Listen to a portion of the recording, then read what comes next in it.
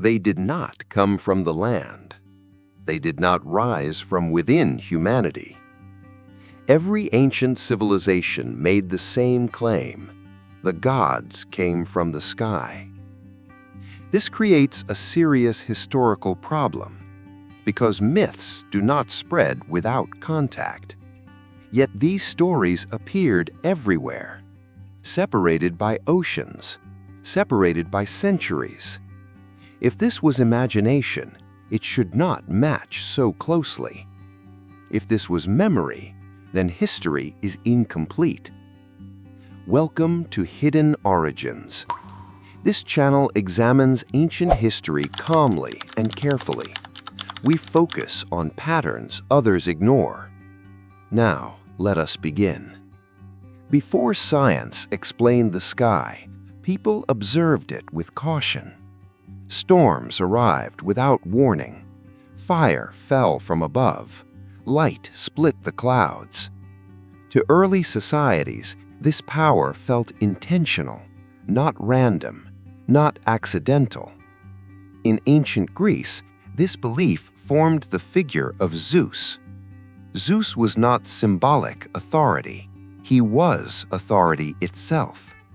His throne stood on Mount Olympus, a place described as above the clouds, not just a mountain, but a higher domain. From there, Zeus controlled lightning. Thunder was not weather, it was judgment. When lightning struck the ground, people believed Zeus had acted. The message always came from above. There was no understanding of storms, no concept of electricity, only observation and consequence. Power came from the sky, so the ruler did as well. Far from Greece, the same idea appeared again. In Mesoamerica, the Aztecs described another figure. They called him Kukulkan and Quetzalcoatl. His name meant feathered serpent, a symbol of sky and earth combined. Unlike Zeus, this being was not focused on punishment. He brought knowledge. He brought structure. He taught calendars. He taught agriculture. He taught order. Yet his arrival was consistent. He descended from the sky, sometimes as a shining form, sometimes as a radiant serpent, always from above. He was linked to Venus, the brightest object in the ancient sky. Its movement was carefully tracked. Important events followed its cycles. This tied the god directly to the heavens. According to legend, Quetzalcoatl eventually left. He traveled eastward, and he promised to return. That promise appears again elsewhere. In ancient Mesopotamia, the earliest texts describe the Anunnaki. Their name means those who came from heaven. Not spirits, not abstract forces. They descended from the sky. They ruled humanity. They passed judgment. They taught people how to build, how to farm, how to organize society. Ancient carvings show celestial symbols above them. Stars appear near their heads.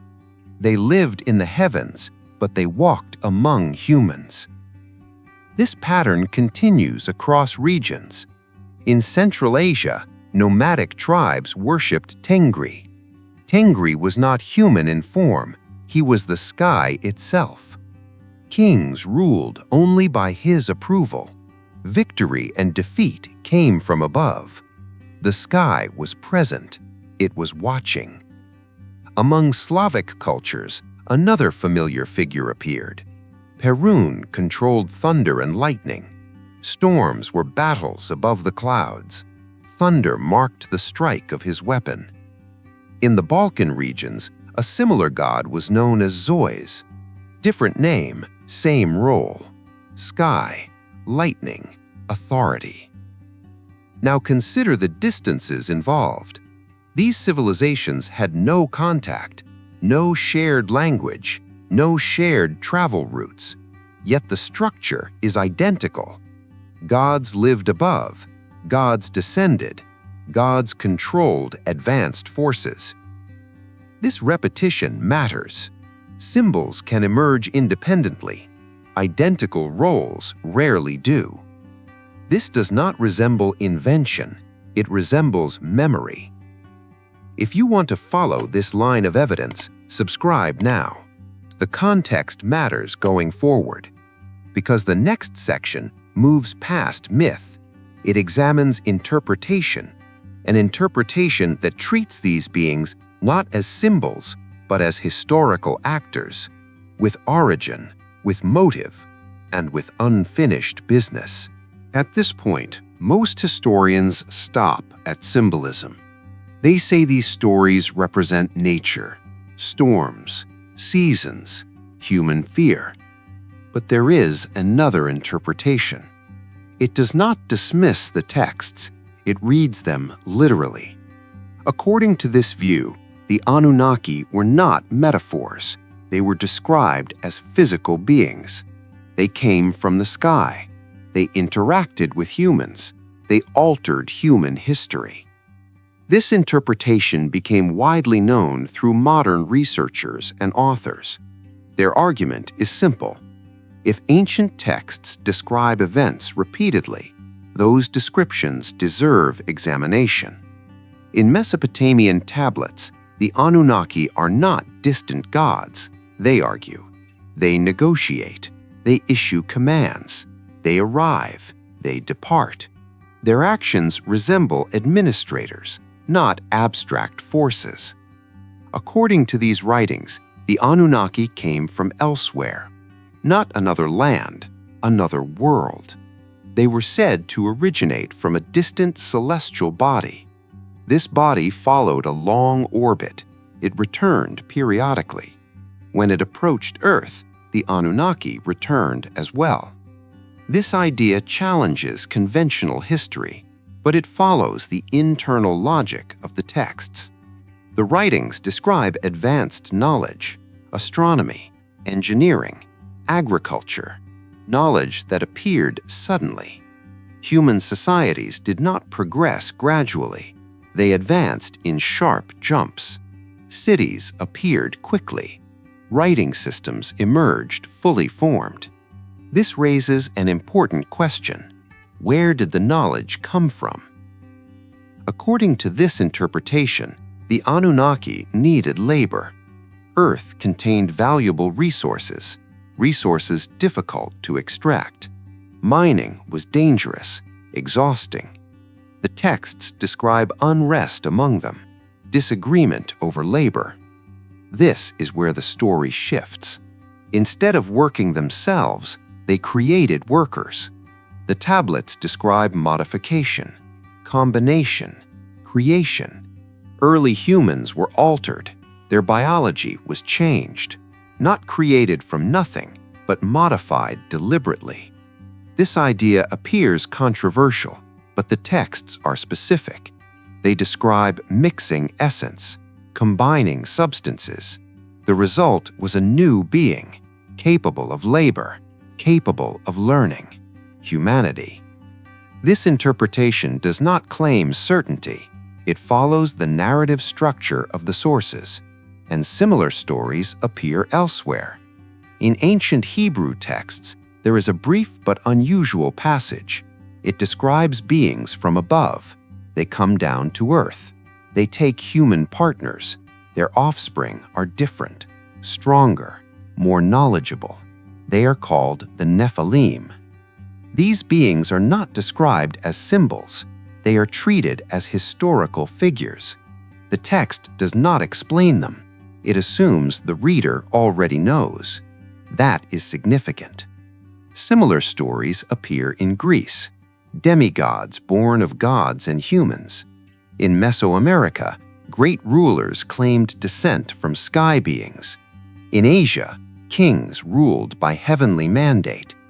Different cultures, same structure.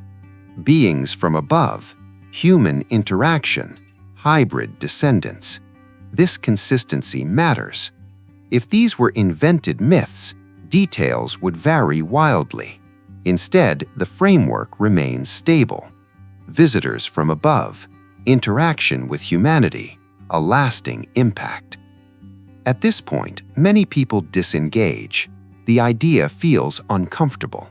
If you prefer evidence over dismissal, stay with the series. Subscribe now if you have not, because the next question is unavoidable. If these beings influenced humanity, where is the evidence? Not in stories, not in beliefs, but in stone. Structures that should not exist. Engineering that defies accepted limits. The next section examines those structures, calmly, carefully, and without assumption.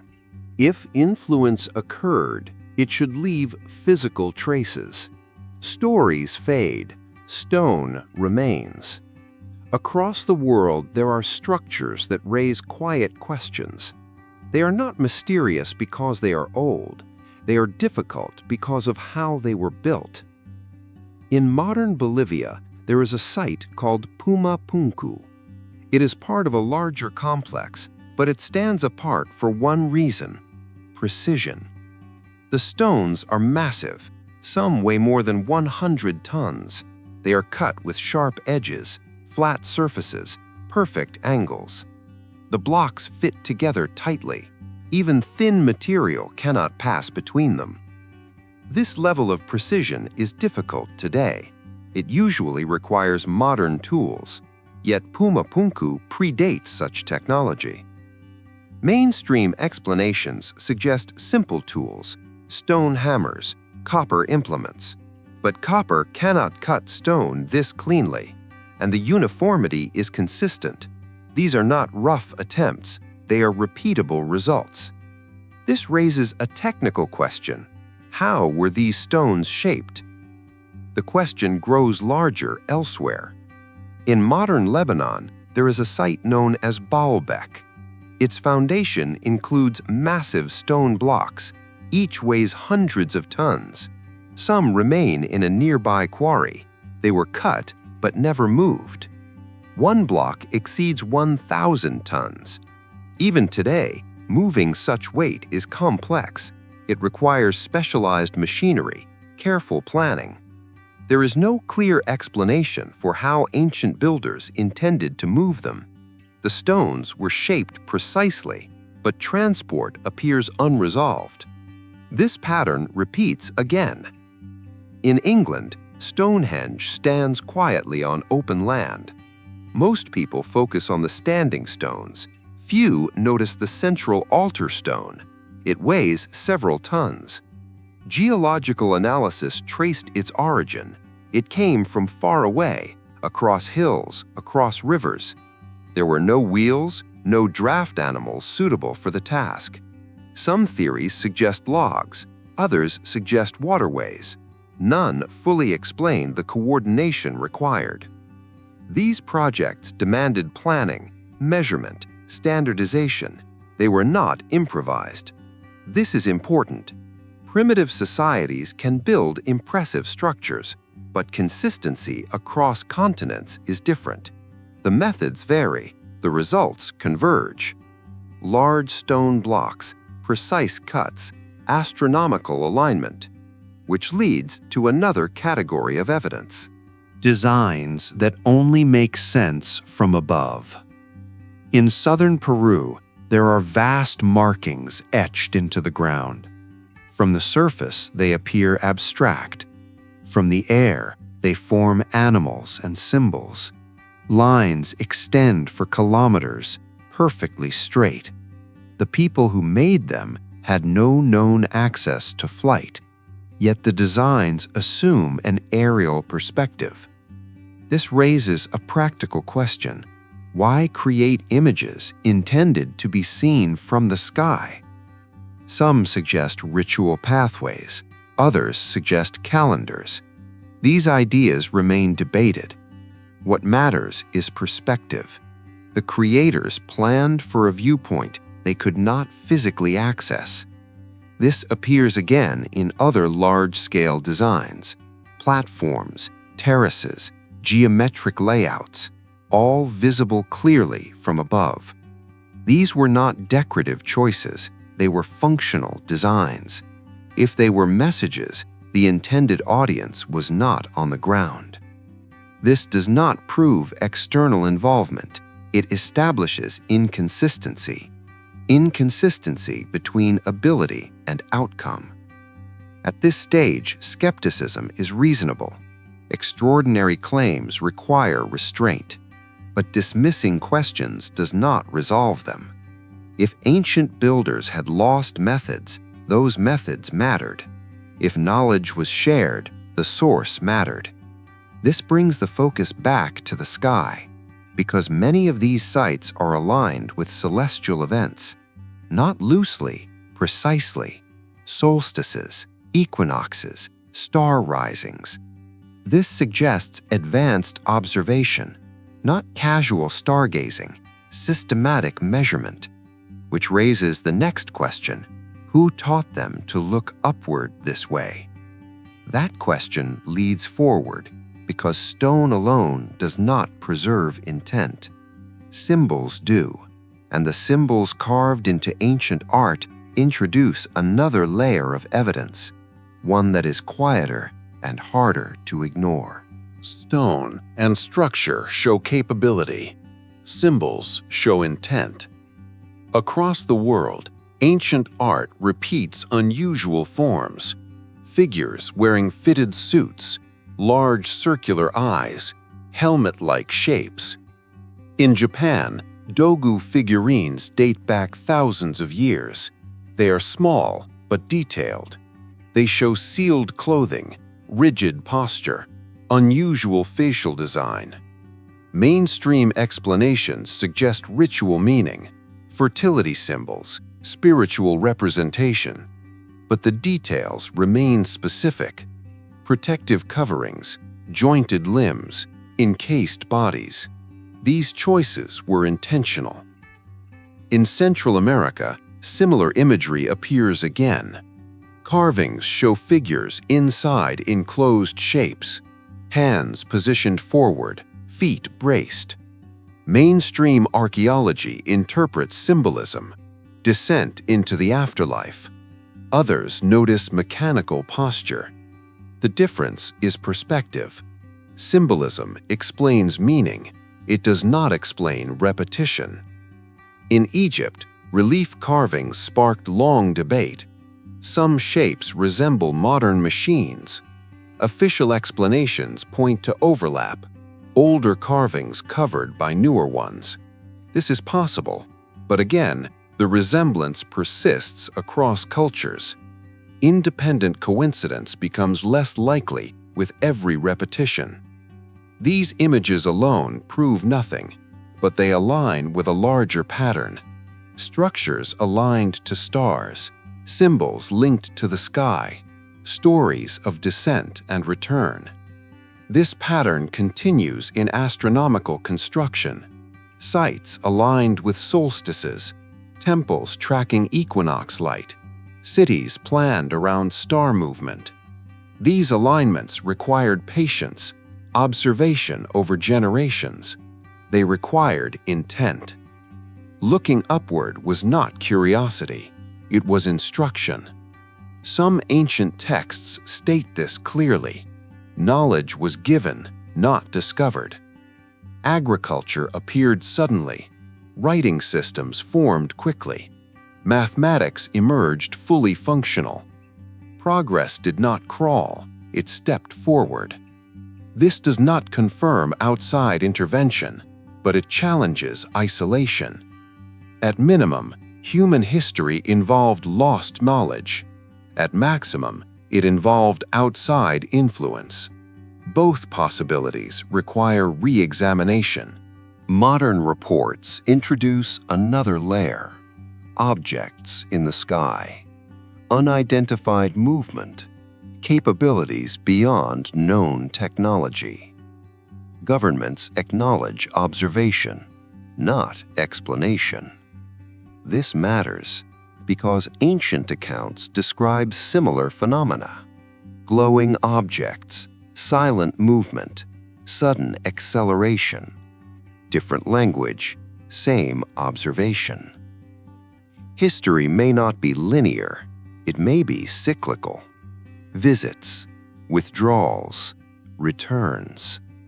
Many ancient cultures shared one belief: the gods would come back, not spiritually, physically, from the sky. If that belief was symbolic, it shaped civilization. If it was literal, it shaped humanity. Either way, the sky was never empty to our ancestors. It was active, observed, respected. Modern science looks outward again, searching for life beyond Earth. In that sense, we are repeating ancient behavior, looking upward, asking questions. Perhaps the difference now is technology, or perhaps the difference is memory. What ancient people recorded as gods, we now label as unknown. The label changed, the phenomenon did not. This series does not offer certainty, it offers continuity.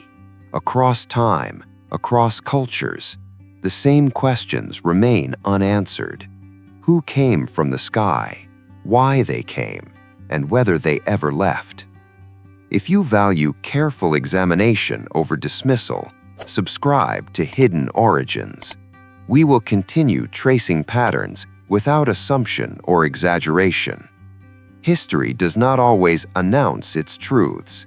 Sometimes it repeats them quietly, and sometimes the past is not finished speaking.